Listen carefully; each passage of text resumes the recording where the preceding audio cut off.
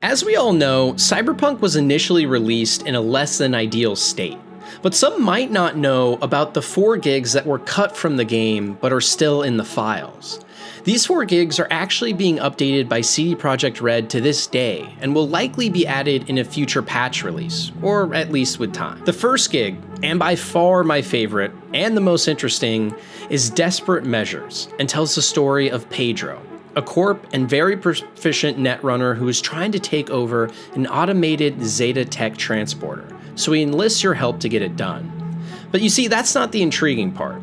Pedro is a good man, but as you talk to him more and notice he is sitting in a wheelchair, you ask and he confirms that he has ALS, which for those of you who don't know is one of the few diseases yet to be cured in the Cyberpunk universe, and as you can hear about on car radios from time to time. Pedro has found a black market dealer in the USSR that is willing to help him convert his mind into a new body for a fee, and Pedro needs to find the cash.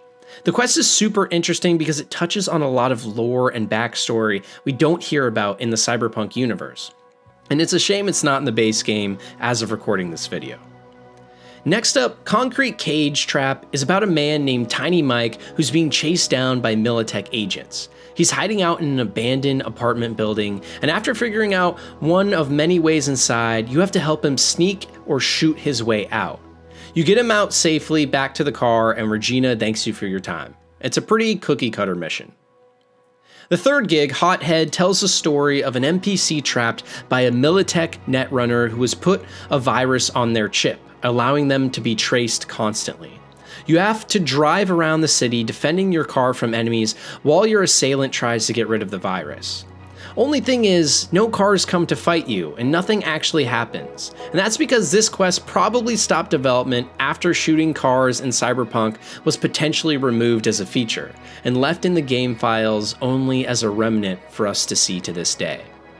And the final gig, Nasty Hangover, is a request from Rogue to break into a warehouse and find Carl Gainsky, who was out drunk and got kidnapped by some Kang Tao operators because he has a chip in his head housing super confidential corpo secrets.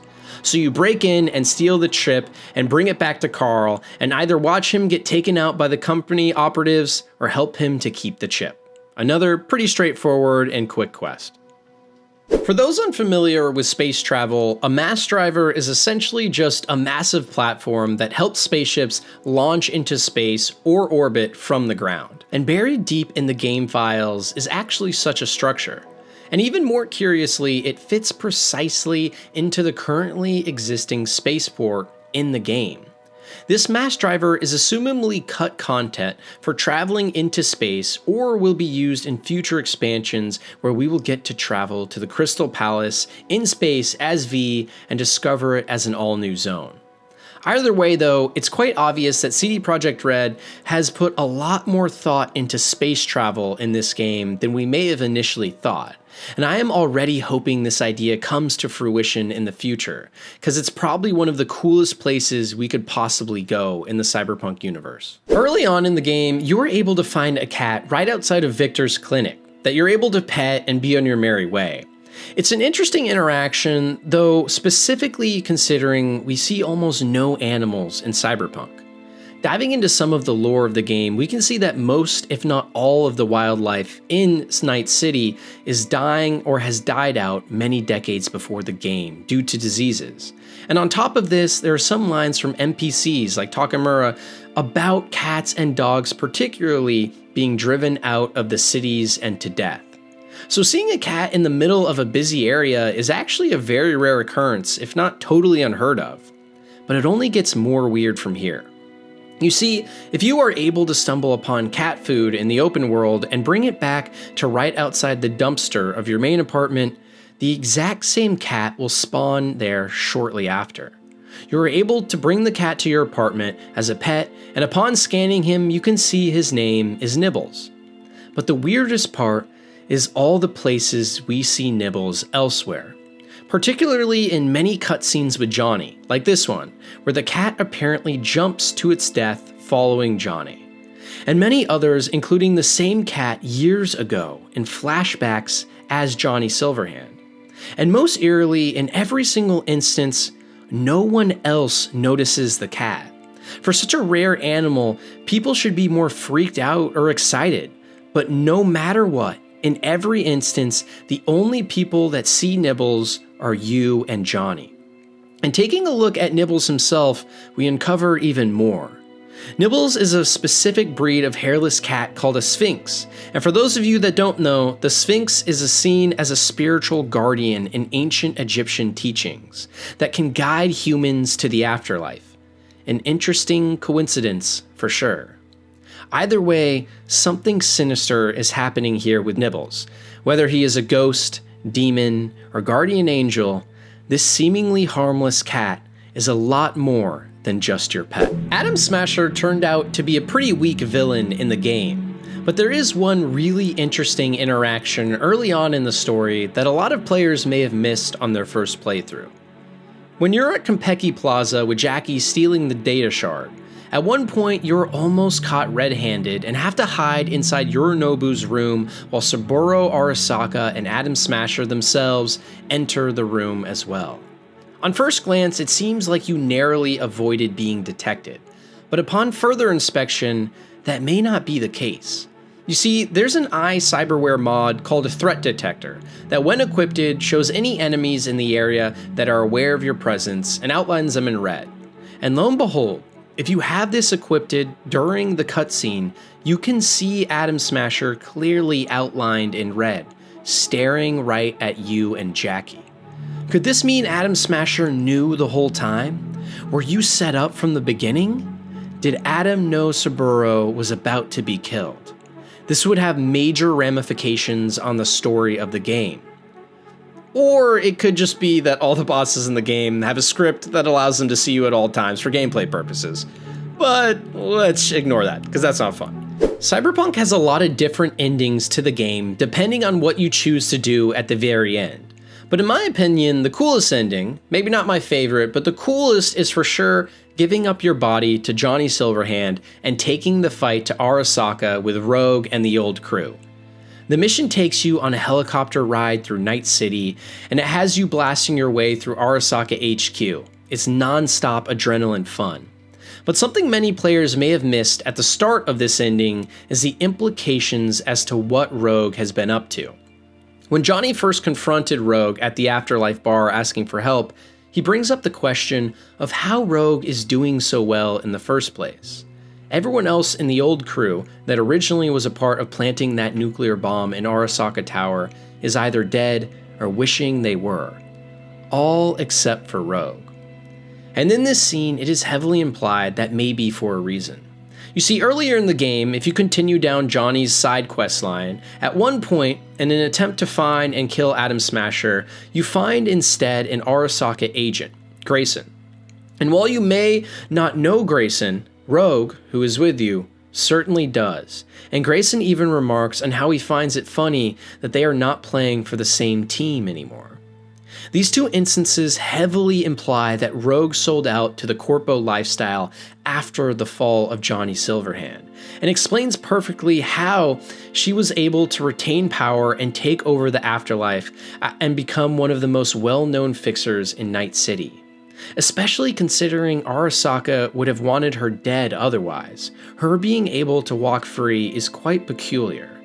This likely means Rogue turned against Johnny after his death, and only after seeing him come back to life through V's body does she realize the error in her ways and begin to once again fight against the corpos. Even more damning though, some corpo gigs in the game show that Arasaka and other corporations were being fed information by a classified fixer helping them out. Could this fixer be Rogue? And if it is, just how much power and leverage has she given the corporations in Night City over the past decades? The more you dig into this mystery, the more you realize the person that Johnny held so close may have done more harm to his cause than anyone he knows. Something very hard to come to terms with. Cold Mirage is actually an easily accessible gig in Cyberpunk, but one that a lot of people miss since it's off the beaten path.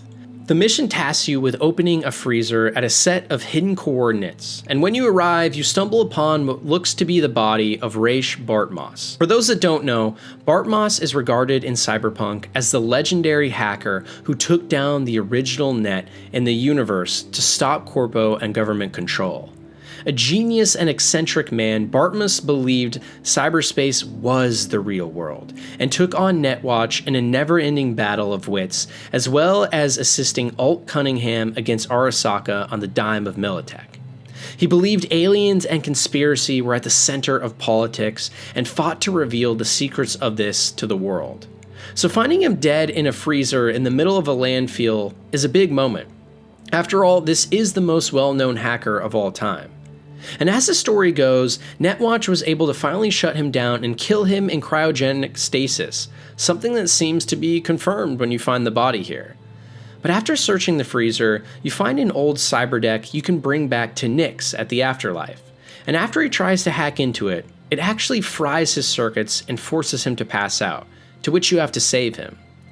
So what secrets is Bartmoss hiding on his deck? And more importantly, when we were at the freezer and scanned the body, why did nothing come up? Is this really Raish Bartmoss dead in the freezer? Or is this simply another game the famous genius is up to? Does he live in our real world to this day, or has his mind escaped to the net? It is implied in multiple data entries throughout the world of Cyberpunk that Bartmoss lives on in one way or another, with multiple hackers on the dark net expressing concern that recent ICE and injection protocols showing up on the deep net resemble some of the old work of Bartmoss. Either way, the legendary hacker in all of Cyberpunk's history most definitely has something else left up his sleeve. Another interesting contradiction you most likely missed on your first playthrough of Cyberpunk is Johnny Silverhand's mysterious and missing blood types. You see, in the game when you see Johnny's dog tags, it's clearly labeled as him having 0 NEG blood type. But in the Never Fade Away mission flashback to his life before, when he was being helped by a doctor after being brutally attacked, you can see his vitals on a screen next to Johnny's body. And those vitals read Johnny's blood type as AB-RHD+. This could be an analogy to the scene in the Pista Sophia, where Johnny gives V the dog tags of a soldier who saved him in war. The soldier's name was Robert John Linder, Johnny's birth name.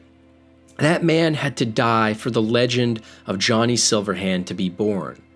But with the implication that his blood type also changed, this theory gets a lot more interesting. As we know, in many wars, fighters would be captured and experimented on in the Cyberpunk universe, with rumors of some even mutating enemies into entirely new organisms. Could Robert John Linder have undergone more than just a metaphorical death? And could Johnny Silverhand actually be the product of a war crime experiment gone wrong, that warped a man's mind and biology into something completely different? Just when you thought Johnny's life couldn't get any more tragic, there seems to be some light implications that it could be even worse. And in the world of Cyberpunk, nothing is off the table.